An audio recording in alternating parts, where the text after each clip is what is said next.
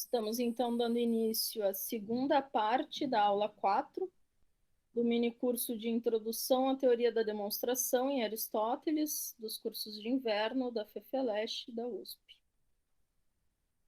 Vou passar ao segundo e último ponto da aula, que é sobre a necessidade material e formal, especialmente a necessidade material, e como isso influencia na compreensão dos segundos analíticos, a partir do que a gente analisou dos predicados que se dizem por si mesmos, os cataltá.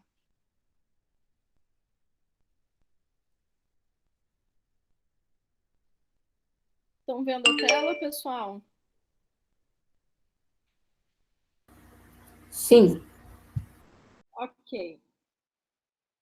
Bom, visto que já tratamos da necessidade formal na teoria do silogismo na aula 1, brevemente, né, mas deixei claro que se trata de uma relação somente entre as premissas, uma relação intrínseca entre as premissas e que se fundamenta na passagem do valor de verdade dessas para a conclusão, na habilitação, né? Sem considerar o conteúdo dessas premissas. Eu vou focar mais na necessidade material, de fato, que é o que nos interessa nos segundos analíticos e na teoria da demonstração. No entanto, ainda vou... Um minuto. No entanto, ainda vou retomar alguns pontos aqui, apenas com vistas a esclarecer a contraposição que eu quero fazer entre uma necessidade formal, embasada essencialmente nos primeiros analíticos, e uma noção de necessidade material ou ontológica, que se serve da formal, né, também, tendo como requisito a mais essa materialidade, né, mais peculiaridades, conforme a gente viu que são justamente esses predicados que se dizem por si mesmos e a predicação universal. Quanto à necessidade formal do silogismo, só para revisar 2 pontos. A ideia de formalidade se funda no fato de que, não importa quais sejam os conteúdos e valores de verdade das premissas, sua necessidade reside no estabelecimento correto, também conhecido como a noção de perfeição, da relação entre termos e premissas e conclusão. Dessa forma, considerando a primeira figura, a qual as outras duas se reduzem, o silogismo estará correto, uma vez que a predicação do termo maior ao médio e do médio ao menor seja devidamente efetuada. Na verdade, aqui é do médio ao maior, tá? Me desculpem.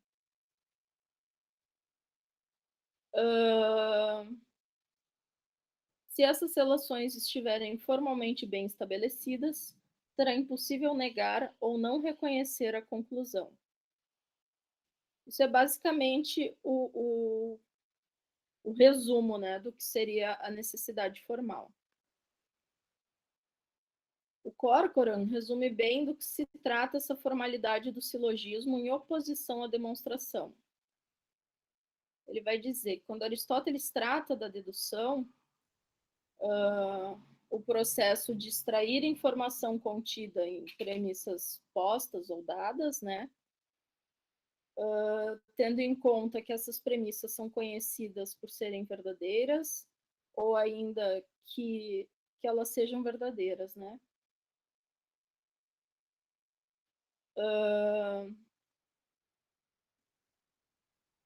Mas ainda assim, nós podemos ter também falsas proposições implicando consequências lógicas, ou seja, nós podemos construir um silogismo que tenha como conclusão uma falsidade. Nós podemos determinar que uma premissa é falsa deduzindo dela uma consequência já conhecida por ser falsa. Ou seja, vai depender do valor de verdade, né? Se nós temos só premissas verdadeiras, obviamente vai ser verdadeiro, mas também dentro do silogismo nós podemos perfeitamente ter premissas falsas e deduzir o falso. Isso vai estar absolutamente correto do ponto de vista formal. Isto é, enquanto temos nos segundos analíticos a necessidade das relações predicativas per se e do critério de termos sempre premissas verdadeiras como pontos de partida da demonstração científica, como a gente viu como a primeira das características, né, na aula anterior, na teoria do silogismo geral dos primeiros analíticos, temos a necessidade formal do silogismo, uma vez que esta visa tão somente o estabelecimento correto das figuras através da relação intrínseca entre as premissas e não pode dar conta de uma materialidade em sua concepção, nem visa dar conta, não seria o objetivo, né? Isso se dá porque ela não considera, como já vimos, o conteúdo de tais premissas. E, como Corcoran aponta, pode inclusive nos habilitar a inferir o falso, quando corretamente efetuado o silogismo.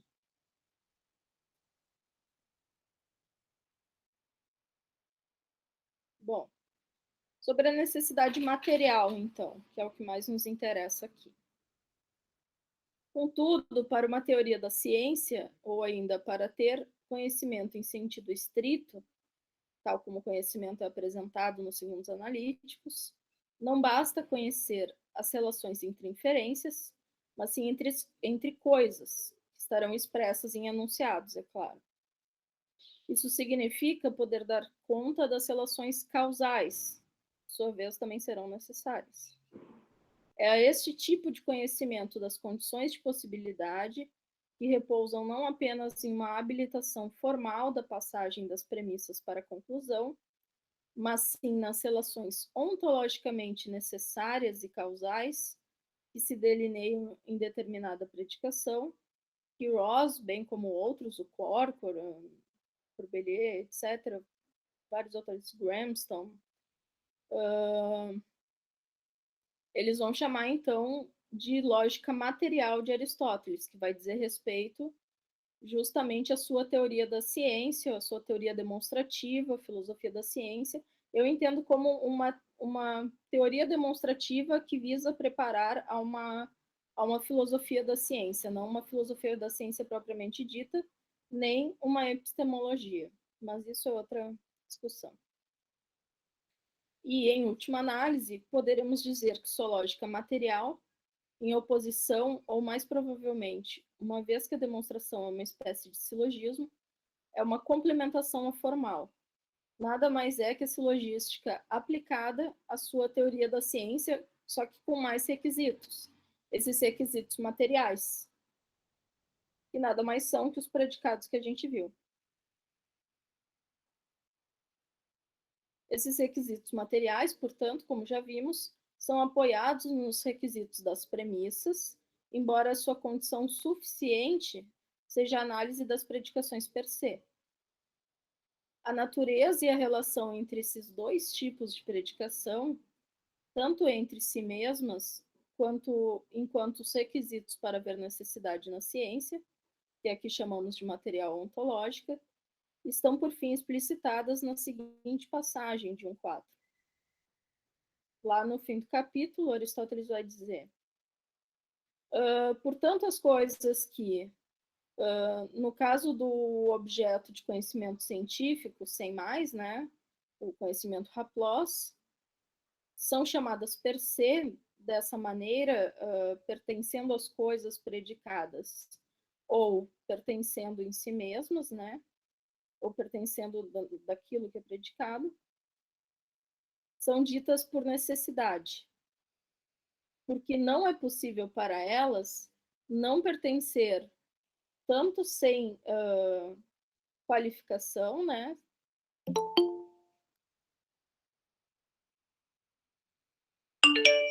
Tanto pertencer num sentido não qualificado,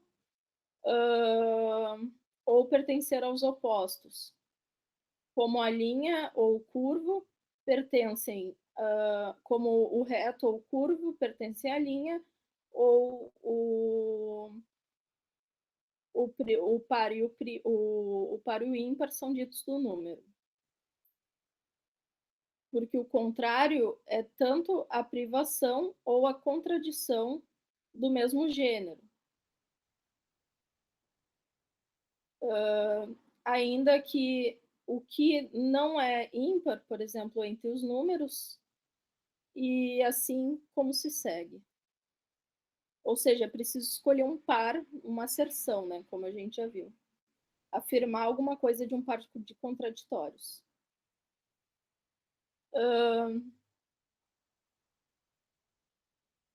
E assim que isso é necessário asserir ou negar.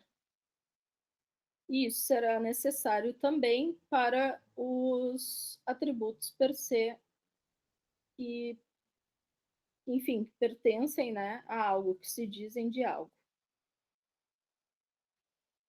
Eu não tive tempo de fazer minhas traduções em português, então estou lendo ao mesmo tempo. Vocês me desculpem. Traduzindo ao mesmo tempo. Na medida em que algo em que é necessário, explicando então essa passagem, na medida em que é necessário asserir ou negar em um par de contraditórios, ou seja, Aristóteles está tomando par contraditórios como aquilo que forma a proposição, né? A partir de uma asserção ou negação, nós formamos uma proposição. Como a gente viu na aula anterior, como um dos requisitos, né, da demonstração, o que diria respeito ao aspecto formal da demonstração, é necessário também que os atributos presentes na negação ou afirmação sejam relações que existem por si mesmas, não acidentalmente, isto é, necessariamente, em tais enunciados. O que entendemos aqui como a parte material da demonstração. Ou seja, é possível ver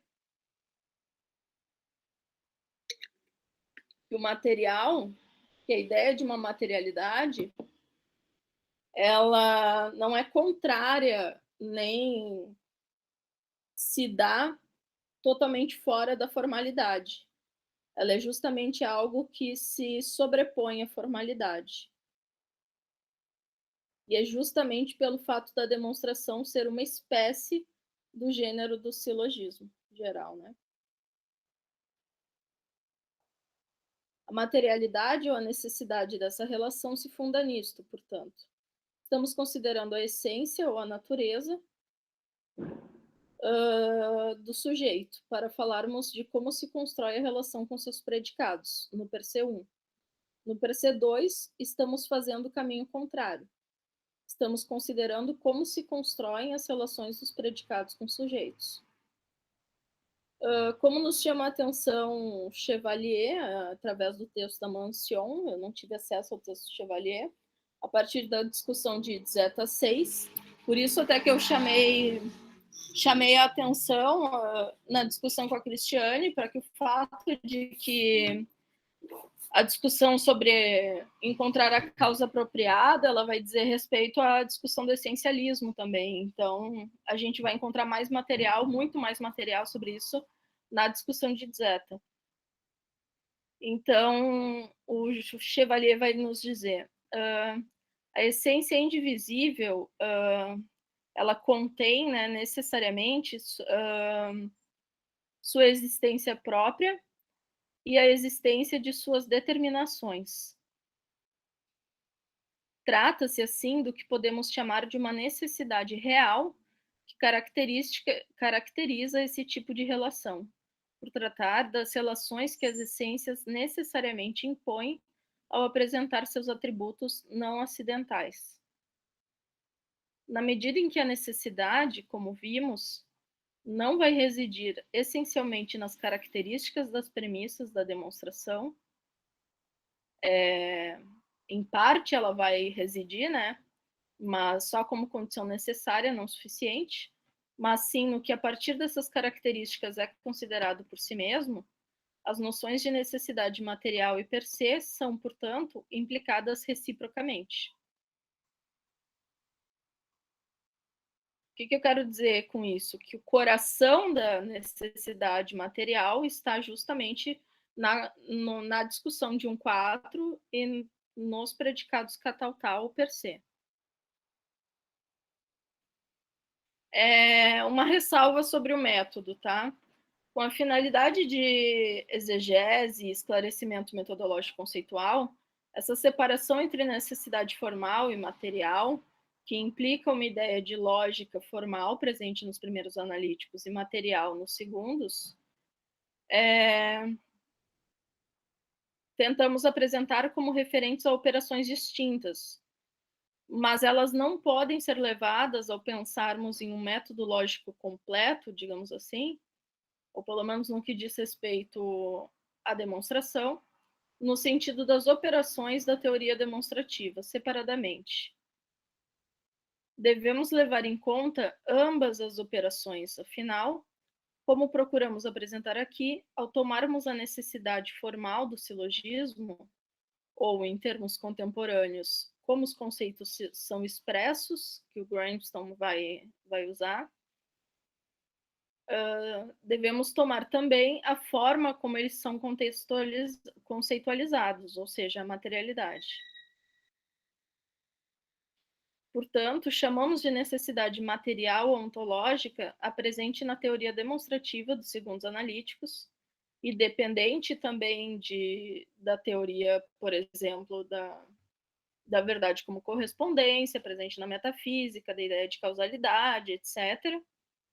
Mas essencialmente aqui no que está sendo construído nos segundos analíticos, aquela com a qual a ciência opera, mas não devemos esquecer que há também um caráter formal que a embasa. A materialidade seria, portanto, sobreposta à formalidade na demonstração, como um requisito a mais, digamos assim, para fins didáticos, né? Recentemente eu descobri, ontem, na verdade, que o David Charles tem um artigo de 2016 em que ele diz o contrário, tá? Se vocês tiverem interesse. Ele vai dizer que a necessidade material, ela não reside, ela não tem uma dependência ontológica. Na verdade, ele vai falar mais. A necessidade material é só uma consequência disso. Ele vai dizer que os nossos assentimentos aos valores de verdade, eles, na teoria da verdade como correspondência, eles não vão estar baseados em estados de coisas, como eu apresentei para vocês, mas sim em atos, não vou chamar de ato mental, porque isso remonta à neoescolástica, mas há coisas como crenças, juízos, etc., que não são da ordem do real, digamos assim. E a gente até pode entender assim, porque, como eu já disse, não são as coisas que são verdadeiras, é a relação entre o nosso pensamento com essas coisas, né? Mas ele vai dizer algo mais forte ainda, que os portadores de verdade primários não são essas coisas, para a gente verificar se é algo verdadeiro ou falso, mas sim justamente os juízos, crenças, alguns estados mentais, etc. É bem interessante para uma posição assim contrária e muito inteligente, obviamente. Quem tiver interesse, posso passar referência. Algumas considerações finais. A diferença entre lógica formal e material em Aristóteles, tal como podemos entendê-la hoje, está amparada na diferença entre necessidade do silogismo formal, silogismo em geral, né, e da demonstração material em Aristóteles. A flecha de acarretamento, como eu chamo, ou seja, da implicação dessas distinções, se dá da diferença entre necessidade formal material para uma noção de lógica formal material, ou seja, é a primeira que embasa ou nos dá condições de compreendermos a segunda. Por fim, todo o aparato exegético essencial para compreendermos a necessidade material está embasado na tese dos predicados cataltá, ou per se de 1.4, essencialmente, que habilita pensarmos as relações predicativas e primeiros princípios da ciência estabelecidos no texto dentro de um essencialismo aristotélico. Então, eu parto da noção dessa distinção entre lógica formal, né? A ideia é mostrar que o que implica, o que acarreta é a distinção entre necessidade formal e material, e que o que vai fundamentar a necessidade formal são os predicados cataltá. É aquilo que se diz por si mesmo. Por fim, para a próxima aula, e última, a gente vai ver a questão da hierarquia e adequação dos princípios, o que seriam os axiomas comuns, os primeiros princípios de cada domínio, ou seja, do gênero, e o princípio apropriado ao fato que se quer demonstrar.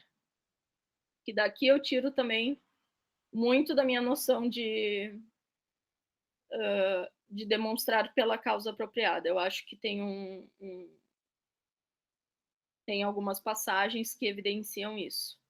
Leituras, essencialmente os capítulos 10 e 11, textos muito curtos, embora densos, como eu sempre chamo a atenção, do livro 1 dos Segundos Analíticos, e, se possível, no capítulo 4, os subcapítulos 2 e 3 do livro do professor Porchat, Ciência e Dialética em Aristóteles, que vai tratar dos princípios próprios e também os axiomas ou princípios comuns. São 20 páginas de leitura, para quem tiver tempo. Bom, é isso. Dúvidas?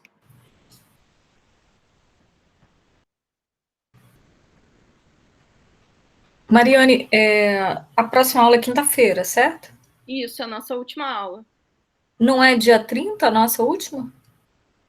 Segunda? Sim, mas... não, vai dar até... A gente está na aula 4. Não, vai ser quinta-feira. Desculpa. Achei que fosse 30. Mas não vai ser. Desculpa. Ah, ok. Então a aula 5 vai ser do dia 26, é isso? Isso, desculpa. Eu me desorientei aqui. Não, é que eu perguntei porque eu faço um planejamento para conseguir estar aqui, que eu estou dando aula e estou... Ah, tá. Aí, é só para saber até onde vai. Se vocês quiserem mais tempo para ler, eu posso deixar essa aula para a próxima segunda. Ah, isso seria maravilhoso. Todos de acordo? Por mim, pode ser, tranquilo. Na verdade, é a aula que vai ter menos leitura, mas... Mas é porque as leituras que estão em andamento podem ser finalizadas e a gente pode acrescentar mais essa Ter da uma próxima. discussão melhor. Então tá, fica combinado. Deixa eu parar a gravação aqui, que já estamos nas combinações.